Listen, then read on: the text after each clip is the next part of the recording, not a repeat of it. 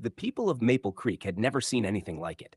One morning, just before dawn, the town square lay in shambles, overturned carts, shattered windows, and deep gouges in the cobblestone streets. The local sheriff, Henry Dawson, stood amid the wreckage, shaking his head. "It had to be that wild stallion," said old Mr. Grant, the town's stable master. "Saw him running loose last night. Beast looked spooked, like something was chasing him." The townsfolk agreed.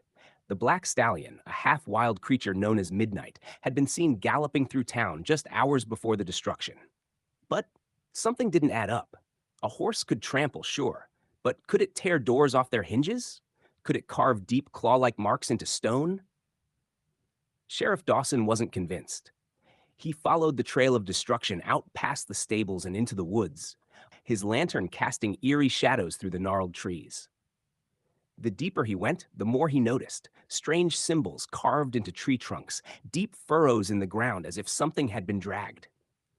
Then he found the first body. It was Mr. Carter, the miller, his face frozen in an expression of pure terror. His clothes were torn, but not by hooves. Claw marks raked across his chest, deep and jagged. Dawson swallowed hard and took a step back, right onto something soft. Another body. Then a sound, a low, guttural growl, like nothing he had ever heard. The sheriff turned, raising his lantern, and what he saw sent a chill down his spine. Two glowing yellow eyes stared back at him from the darkness. The shape was wrong. Too tall, too broad, and those long, razor-sharp claws. Dawson ran. He didn't stop until he reached town, breathless and pale. The town had blamed the horse, but now he knew the truth. Midnight had been running from something. And whatever it was still out there. He burst into the town square, panting and drenched in sweat. The townsfolk still gathered around the wreckage turned to him expectantly. It wasn't the horse," he gasped. "Something else. Something wrong is out there." The crowd murmured in confusion. "Then what did this?" Mr. Grant demanded, arms crossed. Dawson hesitated. He knew how it sounded. Telling them he'd seen something inhuman, something with glowing eyes and claws, would only make them think he'd lost his mind. But Carter's body in the woods was real. The claw marks were real, and the feeling of being hunted had been real. "I found Carter," he finally said. "He's dead, mauled, and it wasn't by no horse." Gasps rippled through the crowd. Mrs. Carter let out a sharp cry and collapsed into her sister's arms. The whispers turned to frightened questions. Then what did it?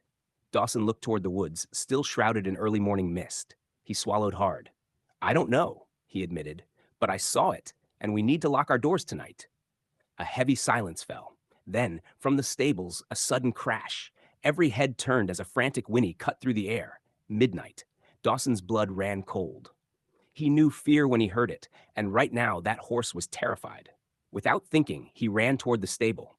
The others hesitated, but a few followed. Mr. Grant, young Tom Weaver, and the blacksmith Eli. As they reached the entrance, another sound filled the air. Not a whinny, a growl. Low. Rumbling. Hungry. Dawson raised his lantern. The inside of the stable was dark, the smell of hay mixing with something coppery. Blood. Midnight reared in his stall, his eyes rolling with panic. And then they saw it. Crouched in the shadows, its yellow eyes gleaming, was the thing Dawson had seen in the woods. But now, it wasn't hiding. Now it was watching them. And it was smiling.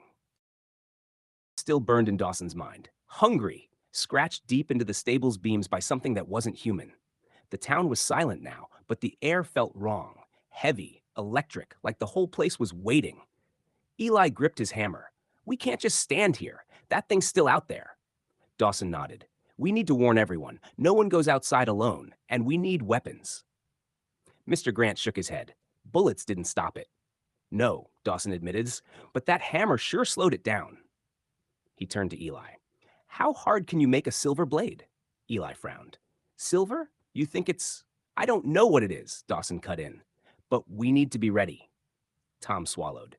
"And if it comes back?" Dawson looked toward the dark woods where something unseen was still watching, still waiting. "Then we make sure we're the hungry ones."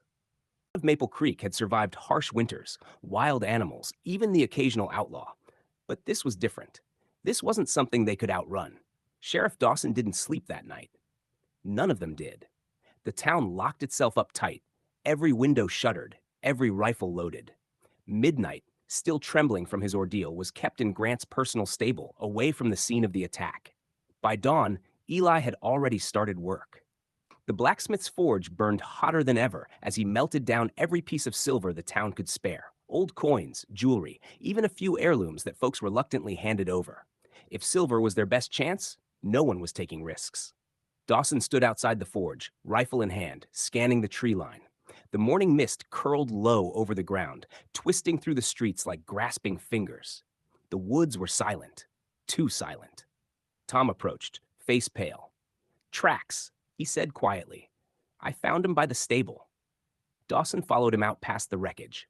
The stable door still hung open, the word hungry clawed deep into the wood. Just beyond in the dirt were massive footprints, too big for a wolf, too unnatural for any known beast.